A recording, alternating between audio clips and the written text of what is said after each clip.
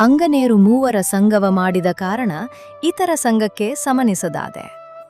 ಅಂಗನೆಯ ಮೂವರನೊಂದು ಮಾಡಿ ಕೂಡಿದಡೆ ಲಿಂಗ ನೀನಾದೆ ಕಪಿಲ ಸಿದ್ಧ ಮಲ್ಲಿಕಾರ್ಜುನ.